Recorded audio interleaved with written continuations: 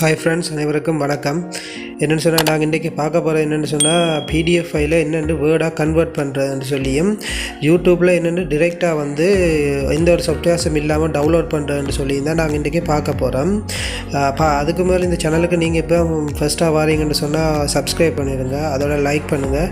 இந்த வீடியோ பிடிச்சிருந்தால் உங்களோட ஃப்ரெண்ட்ஸுக்கும் வந்து ஷேர் பண்ணுங்கள். ஓகே ஃப்ரெண்ட்ஸ், வாங்க வீடியோக்குள்ளே போகலாம்.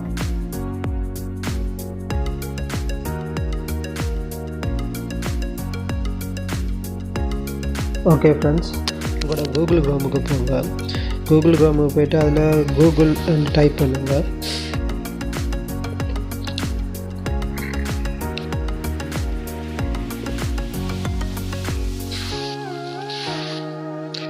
அப்புறம் பிடிஎஃப் டு வேர்டுன்னு சொல்லி கன்வெர்ட்னு சொல்லி டைப் பண்ணுங்கள். பிடிஎஃப் டு வேர்டு கன்வெர்ட்னு சொல்லி டைப் பண்ணுங்கள். டைப் பண்ணிங்கன்னு சொன்னால் உங்களுக்கு இப்படி நிறைய வெப்சைட்டுகள் வரும்.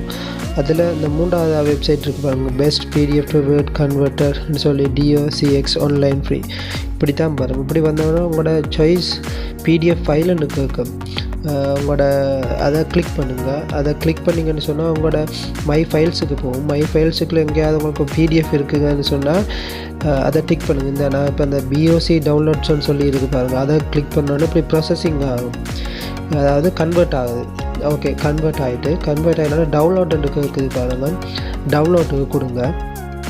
அதை கிளிக் பண்ணுங்கள். அதை கிளிக் பண்ணோன்னா ஆட்டோமேட்டிக்காக கீழே டவுன்லோட் ஆகும். அதை ஓப்பன் கொடுத்தீங்கன்னு சொன்னால் உங்கள்கிட்ட அதாவது வேர்டையோ இல்லை பிடிஎஃபையோ ரீட் பண்ணுற ஏதாவது சாஃப்ட்வேர்ஸ் வந்து உங்களோட ஃபோனில் இருக்கணும். இந்த இதில் இருக்குது பாலிடைஸ் ஆஃபீஸ் வந்து பாருங்கள். இது வந்து முதல் பிடிஎஃபாக இருந்தது பாருங்கள். நான் எடிட் பண்ணி காட்டுறேன். எடிட்டை கொடுத்து இந்த பேங்கிங் அழிக்கிறேன் பாருங்கள்.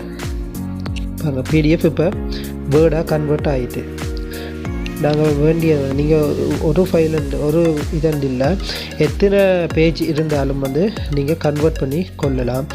இப்படித்தான் வந்து பிடிஎஃப் ஃபைலை வந்து வேர்டாக வந்து கன்வெர்ட் பண்ணுறது. நீங்கள் சேவ் பண்ணுறா சேவ் பண்ணிக்கொள்ளலாம். இவங்க DCOXன்னு சொல்லி தான் வருது ஃபைல் நேம். இப்படி தான் ஃப்ரெண்ட்ஸ். அடுத்தது வந்து என்னென்னு பார்க்க போகிறோம்னு சொன்னால் யூடியூப்பில் வந்து என்னென்று டிரெக்டாக வீடியோவை வந்து டவுன்லோட் பண்ணுறேன்னு சொல்லி தான் நாங்கள் பார்க்க போகிறோம். அதாவது எந்த ஒரு ஆப்ஸுமே இல்லாமல் என்னென்று வீடியோவை வந்து நாங்கள் ஈஸியாக டவுன்லோட் பண்ணுறேன்னு சொல்லி தான் நாங்கள் பார்க்க போகிறோம். ஓகே ஃப்ரெண்ட்ஸ், வாங்க 2வது வீடியோக்குள்ளே போகலாம். உங்களோட கூகுள் ப்ரௌசரை வந்து டெஸ்க்டாப் மோட்டில் மாற்றுங்க. டெஸ்க்டாப் மோட்டில் என்ன அந்த சைட்டில் வெள்ளையாக ஒரு பட்டன் இருக்குது, அதை கிளிக் பண்ணி போட்டிங்கன்னா டெஸ்க்டாப் பெட்டர்ன்னு சொல்லி வரும். அதை டிக் பண்ணி விட்டிங்கன்னா இப்படி டெஸ்க்டாப் மாடலில் மாறிடும். அதுக்கப்புறம் யூடியூப்னு சொல்லி டைப் பண்ணுங்கள். டைப் பண்ணிங்கன்னு சொன்னால் யூடியூப்புக்கு போகும். போனப்போ உங்களுக்கு இதில் ஏதாவது ஒரு வீடியோஸை வந்து நீங்கள் டவுன்லோட் பண்ண போகிறேன்னு சொன்னால் அந்த வீடியோ வந்து கிளிக் பண்ணுங்கள். நான் இந்த 2வது வீடியோவை கிளிக் பண்ணுறேன்.